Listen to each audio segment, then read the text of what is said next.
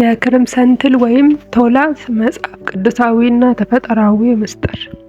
በመጽሐፍ ቅዱስ ውስጥ በመዝሙረ ዳዊት ምዕራፍ 22 ቁጥር 6 ላይ እንዲህ ይላል፣ እኔ ግን ትል ነኝ ሰውም አይደለሁም። በዚህ ቃል ውስጥ ትል ተብሎ የተተረጎመው የዕብራይስጡ ቃል ቶላት ወይም ክሪምሰን ወርም የተሰኘው ልዩ የትል ዝርያን የሚያመለክት ነው።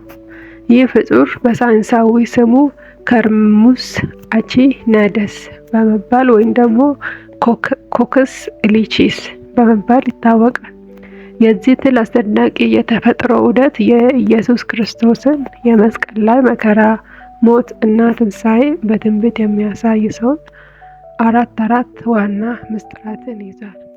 ይህች ትል በሕይወት ዘመኗ መውለድ ካሰበች ራሷን ለሞት አሳልፋ ትሰጣለች። ወይ ለመኖር ካሰበች አለመውለድ ነው፣ ወይ ደግሞ መሞት የማታስብ ከሆነ አለመውለድ ነው። ስለዚህ እሷ ግን ተፈጥሮ ስለሆነ ብቻ ራሷን ለመሞት ልጆችን ወልዳ ለመሞት ራሷን ታዘጋጃለች ማለት ነው። የዚች ቶላ ወይም ክሪምሰን ወርም ሕይወት ከኢየሱስ ክርስቶስ ጋር ያለውን ምስጢራትን አራት ምስጢራትን ከዚህ በታች እናያቸዋለን። በመጀመሪያ ደረጃ ከዛፍ ጋር መጣበቅ የመስቀል ምሳሌን የሚያሳይ ነው።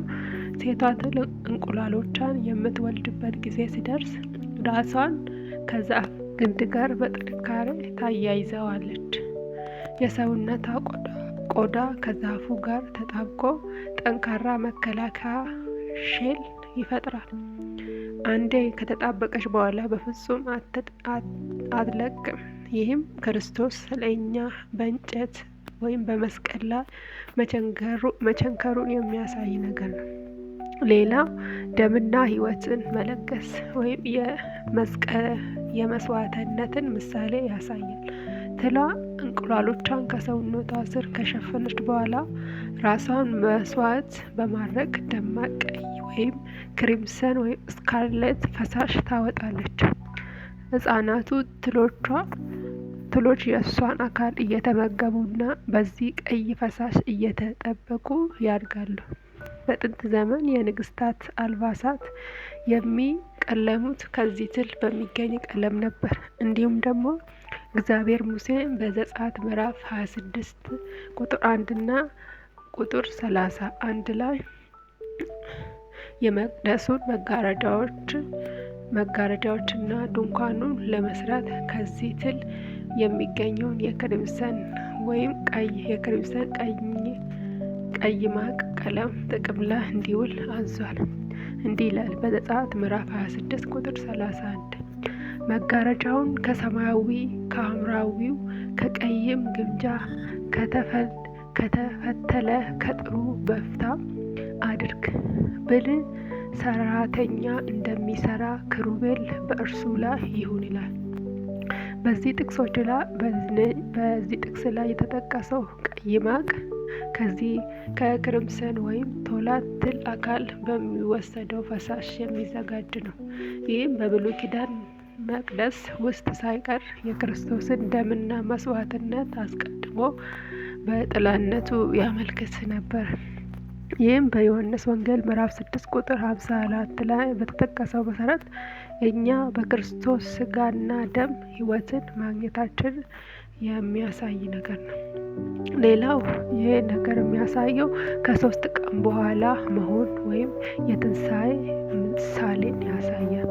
ትሏ በዛፍ ላይ ከሞተች ከ3 ቀናት በኋላ ያ ደማቅ ቀይ ቀለሟ ሙሉ በሙሉ እየደረቀ ይሄዳል። በመጨረሻም ልክ እንደ ነጭ በረዶ ወይም ሱፍ ንጹህ ሆኖ ወደ መሬት ይረግፋል። ይህም የክርስቶስን በ3ኛ ቀን መነሳትና የኃጢአታችንን በደሙ መታጠብን የሚያመለክት ነው። በኢሳያስ ምዕራፍ 1 ቁጥር 18 ላይ እንዲህ ይላል፣ ኃጢአታችሁ እንደ ቀይ ማቅ ብትሆን እንደ በረዶ ትነጻለች፣ እንደ ደምም ብትቀላ እንደ ባዘቶ ትሆናለች ይላል። ሌላው መራራውን ወደ ጣፋጭ መለወጥ ወይም የሕይወት መዓዛን ይሰጣል። ትሏ ከሞተች በኋላ የሚተርፈው የደረቀ አካሏ በጥንት ዘመን አምበር የተሰኘውን ጣፋጭ መዓዛ ያለው ሽቶ ለመስራት ያገለግል ነበር። ይህም የክርስቶስ ሞት ለዓለም ሁሉ ሕይወትንና ጣፋጭ መዓዛን የሚሰጥ መሆኑን ይጠቅስልናል። በሁለተኛ ቆሮንቶስ ምዕራፍ 2 ቁጥር 15 ላይ እንዲህ ይላል፣ ምክንያቱም በሚድኑትና በሚጠፉት መካከል ለእግዚአብሔር የክርስቶስ መዓዛ ነን።